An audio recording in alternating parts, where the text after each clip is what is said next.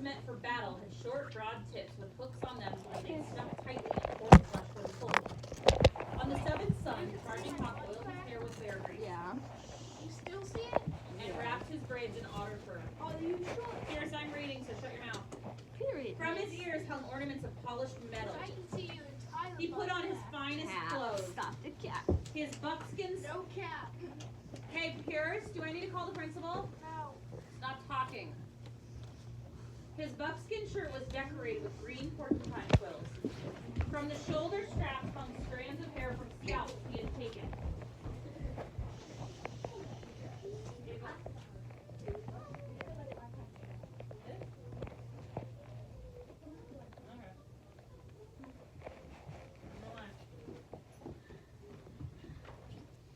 His buckskin shirt was decorated with green porcupine quills. From the shoulder straps hung strands of hair from scalps he had taken.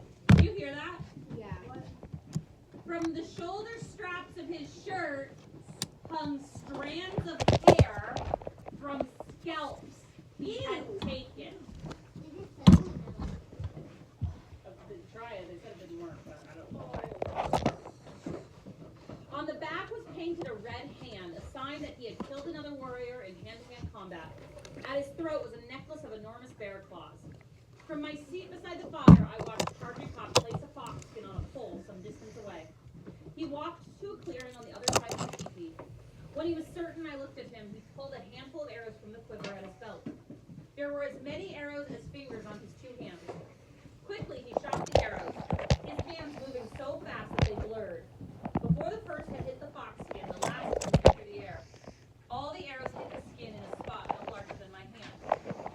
Without speaking, Charging Hawk plucked the arrows from the pole and marched off. He had shown me his skill as a marksman. I would be certain that those in his teepee would never want for meat. That night, so they don't mean want like they don't want the meat, they mean they will never need it because they'll always have it there. When you say like I'll never want for anything, it means I'll always have it. So I won't need to want it. I'm good on the honeys, thank you. That night a lighting dove told me that Charging Hawk wished to marry me. She said that I was lucky. Most captive women became slaves, but as the wife of Charging Hawk, I would be an Assiniboine. Wait, isn't that racist? What? The word slave is not a racist term. Galil. No.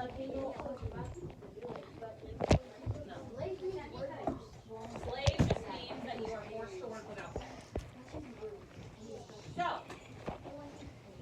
So Etienne and Jordan, what you missed is that they're trying to force Sound of Running Feet to be the wife of the guy that killed Swan Necklace.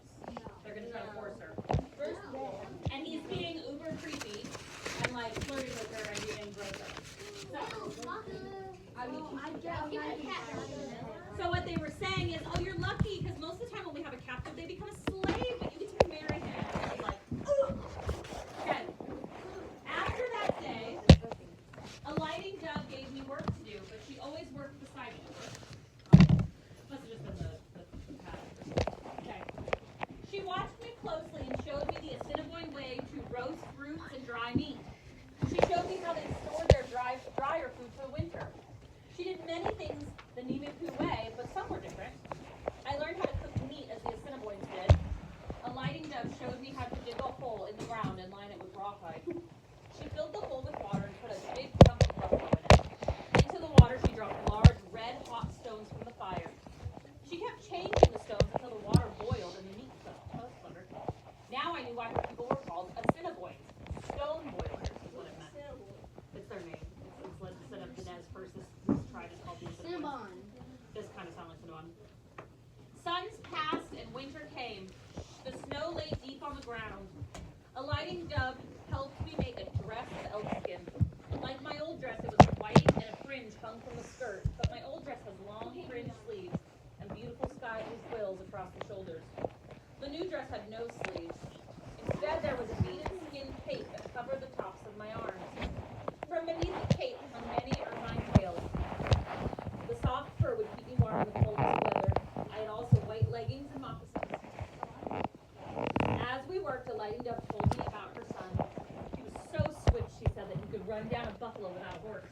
He was so strong that he could lift a grizzly bear above his head. He was so brave that he did not hide behind rocks or trees in battle, but dared them to fire at him. I bowed my head and kept silent. He was also a man without shame, I thought. He had eaten with Swan Necklace and slept in the same teepee, yet he killed his guests just to get a rifle. I have a question. What is this guy's name? Charging Hawk. Well, that Sergeant Hawk needs to go talk to somewhere else. When the dress was finished, you just wanted to ask me that so you could make that joke, huh? No, I didn't know his name. When the dress was finished, a lighting dove called me to the fire. She motioned for me to sit down. Then she took a bone needle and held it into the flame until it glowed. Oh, you guys ready for this one? She took a bone needle, so they took a bone and they whittled it into a needle. She held it into the flame until it was burning hot, grabbed my ear and she pressed the needle through it. So she just pierced her ears. Who's bone? Well, just like an animal bone. This what she mentioned earlier though was that this tribe wears earrings as like part of their look, and they're trying to make her one of them. How do you? Okay, if Sound of Running Feet didn't even want to leave her homeland, we know how important it is to her. They're literally trying to turn her into somebody else. Like, how do you think she's feeling about that? If Audrey, if I took you and I said you're about to forget your whole family, forget they ever exist, you're forced to come where I live, we're gonna make you dress, eat, do your hair, all of that the way we choose. You get to have none of your original things. How would that feel? It'd be terrible. It'd be like brainwashing. And then I stabbed your ear to boot. And then said, you're marrying my son because I said so, even though he's a creep. Okay. She's a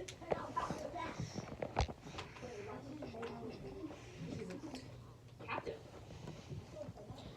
You can say no. What do you think you're going to do to you? She hasn't married him yet. They're just telling her she's going to. Fantastic, right? If you're giant dogs, I'm not surprised. I probably do. I was just being honest. I snuggle with them. Look at his new. Okay. Damn.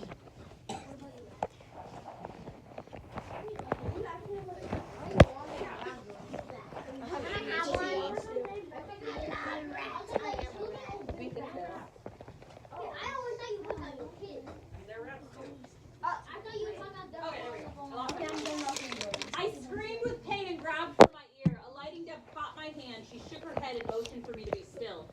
3 bright drops of blood fell on my fingers.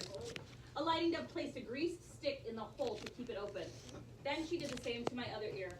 This time I sat quietly and did not make a sound, even when the hot needle went through. With words and signs, a lighting dove told me that all Assiniboine. Isn't it frustrating when people repeat things to you? It can be frustrating when things are repeated, huh? Such as when I have to repeat myself, right? She told me that all Assiniboines had holes in their ears. When the holes were healed, I could marry Charging Hawk. So basically, once her ears were like good enough to have earrings in them, that means she could get married. Oh no. Had to get married, not could get married, had to. My ears healed too fast. Several times I picked at the wounds to keep them raw. In spite of all I could do, the redness disappeared and the flesh was smooth. The Assiniboines held a great feast to celebrate the wedding of their chief's son. Fires blazed in the camps, drums beat, whistles trilled, and flutes made soft noises. After the feasting and dancing and singing, Charging Hawk and I would go to a new teepee. The skins that covered it were pink as buffalo and butterflies, kingfishers and antelopes. When I looked at it, I thought of Swan Necklace, and my heart was sad. Well, What's up, guys? That was me in class. Like this video if you hate school. I'll be back. Oh shit. Okay, guys, you can barely hear me. I'm on my bus line, and I gotta. I'll see you guys on the bus. Yeah. Oh shoot. I'll be right back. See you on the bus. This isn't my seat.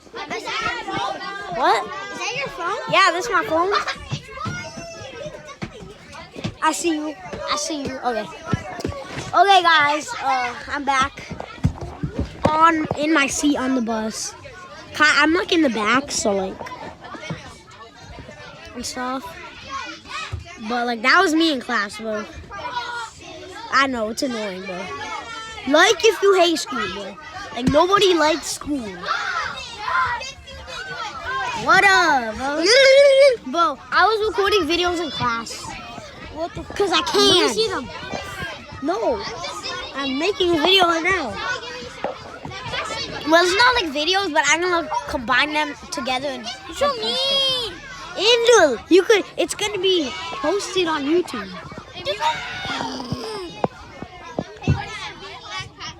I see a teacher. I know what a teacher's car is. It's a teacher. So, bro, did you hear the sound on the earthquake there today? Bro, I was in music. Yeah, did you hear the sound on the announcements? Yeah. It sounded like, did you hear? Bro, that was literally Mr. Doodle going. Okay, well, I'll see you when I get off the bus. See you later. Bye. Could you play? So guys, I'm just walking home. I'm about to go to my house, but that was me at school. I got like a bunch of people asking me like to film in class, so I did that. I think we're allowed to have our phones because like there was this person right next to me. She had her phone out and like stuff, so like yeah.